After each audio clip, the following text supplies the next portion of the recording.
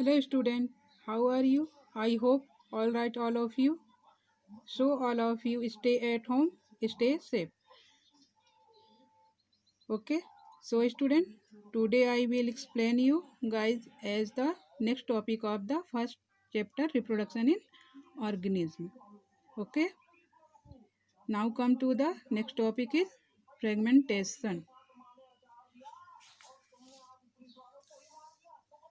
So fragmentation is some organism has simple body organization. Their body just break into pieces called fragment.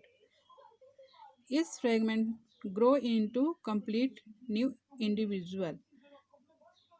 For example, an algae and Spirogyra. तो fragmentation क्या है?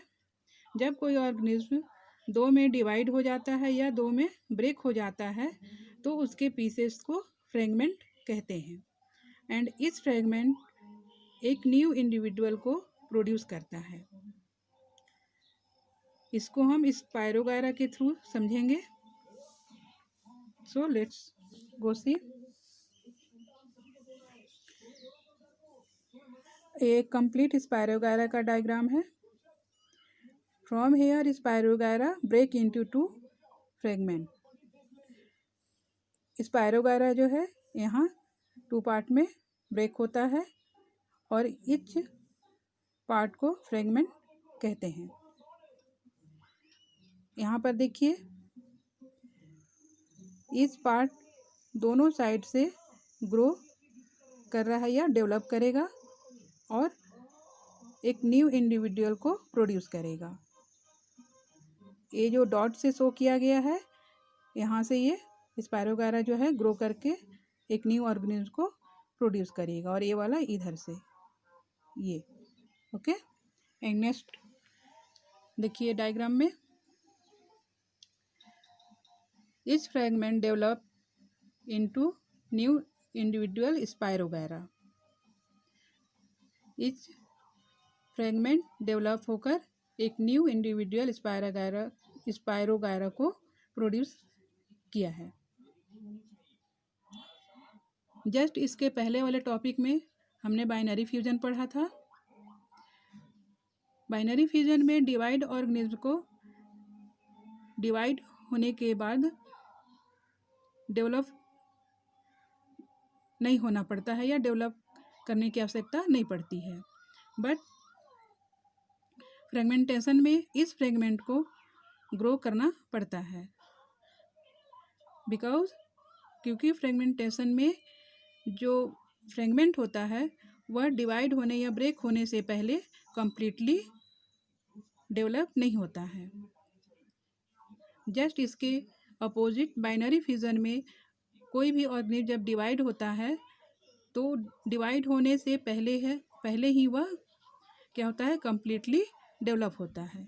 इसलिए उसको divide होने के बाद develop होने की आवश्यकता नहीं होती है. ओके फ्रेगमेंटेशन को हम एक और एग्जांपल प्लेनेरिया के थ्रू भी समझ सकते हैं. ये देखिए यहाँ पर ये प्लेनेरिया का डायग्राम है. इस ऑर्गेनिज्म का बॉडी यदि 3 पार्ट्स में फ्रेगमेंट हो जाता है तो ईच फ्रेगमेंट डेवलप करके एक न्यू प्लेनेरिया को प्रोड्यूस करेगा. जैसे इसका फ्रंट पार्ट यदि ब्रेक होता है तो बैक पार्ट जो है डेवलप होकर एक न्यू प्लेनेरिया को प्रोड्यूस करेगा एंड मिडिल पार्ट ब्रेक होकर फ्रंट एंड बैक पार्ट को ग्रो करेगा और न्यू प्लेनेरिया प्रोड्यूस करेगा. एंड लास्ट जो है लास्ट पार्ट ब्रेक होकर फ्रंट पार्ट को ग्रो करेगा और एक न्यू डेवलप प्लेनेरिया प्रोड्यूस करेगा. फ्रेगमेंटेशन में जो ऑर्गेनिज्म बनता है वो सिमिलर होता है अपने पेरेंट्स सेल के और जो ऑर्गेनिज्म बनता है वह अपने पेरेंट सेल का क्लोन कहलाता है. बिकॉज एसेक्सुअल रिप्रोडक्शन में सिंगल पेरेंट से ही ऑर्गेनिज्म डेवलप होता है। जब कोई ऑर्गेनिज्म सिंगल पेरेंट से डेवलप होता है तो वह अपने पेरेंट सेल का 2 कॉपी होगा। Okay,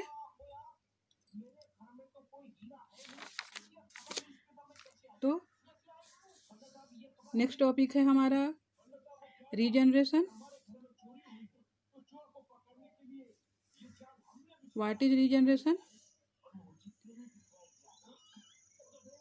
So regeneration is many organism has ability to regrow their lost or injured part, and many are capable give rise to complete individual from their body parts.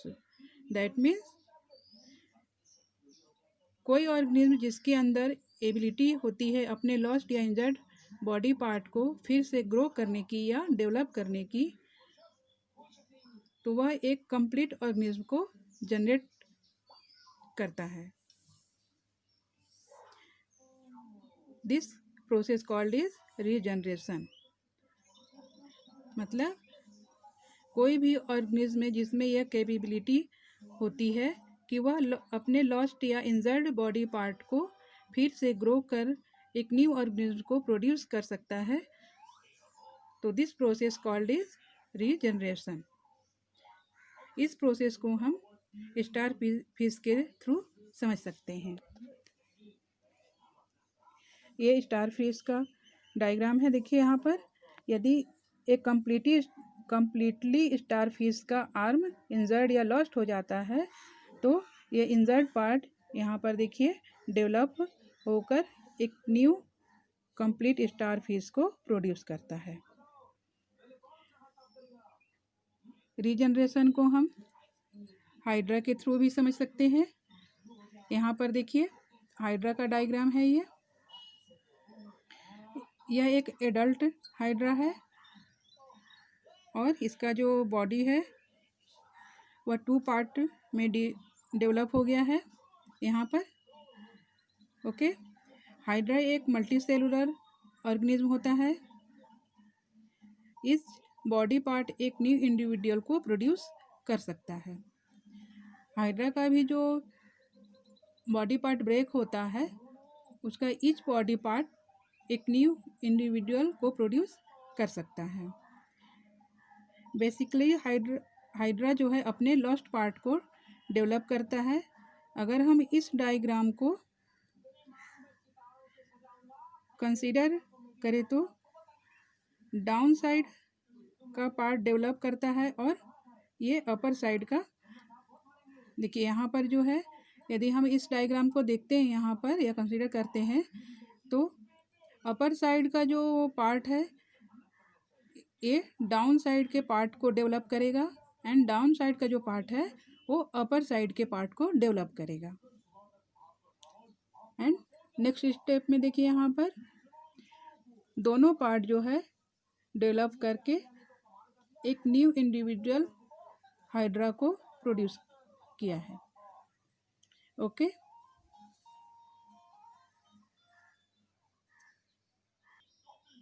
So student यहाँ पर देखिए इन दोनों topic को पढ़ने के बाद एक छोटा सा क्वेश्चन बनता है, what is the difference between fragmentation and regeneration.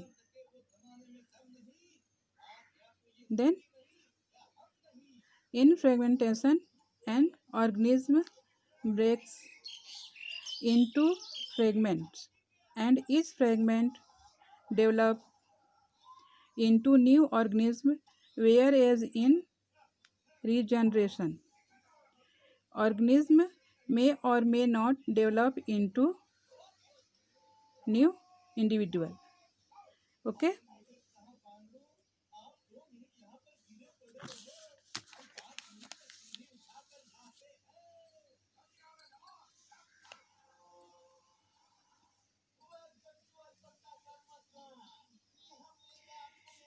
अगर एक कंप्लीट स्टार को, इसमें दोनों में डिफरेंस जो है हम इसे एक डायग्राम के द्वारा समझ सकते हैं। देखिए यहाँ पर स्टार फिश के द्वारा, यदि एक कंप्लीट स्टार फिश का वन आर्म जो है यहाँ पर देखिए ये इंजर्ड हो जाता है तो वह एक न्यू कंप्लीट ऑर्गेनिज्म को प्रोड्यूस करता है। This process called is fragmentation. And second topic is regeneration. एक कंप्लीट स्टार फिश जो है, यदि इसका वन आर्म इंजर्ड हो जाता है या लॉस्ट कर देता है तो केवल वह ओनली लॉस्ट आर्म को ही डेवलप करेगा। This process called is regeneration. तो रीजनरेशन और फ्रेगमेंटेशन में ज़्यादा डिफरेंस नहीं होता है। रीजनरेशन में ये जरूरी नहीं है कि ऑर्गेनिज्म का लॉस्ट पार्ट जो है कंप्लीटली डेवलप हो। कई बार ओनली लॉस्ट पार्ट ही डेवलप होता है। ओके, बट फ्रेगमेंटेशन में ऑर्गेनिज्म का इस पार्ट एक न्यू ऑर्गेनिज्म को डेवलप करता है।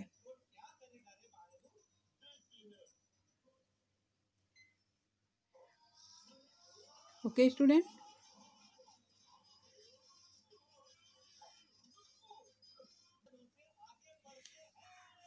तो आज के लिए इतना ही। नेक्स्ट टॉपिक हम नेक्स्ट वीडियो में पढ़ेंगे और समझेंगे। I hope you guys understand this topic. Thank you.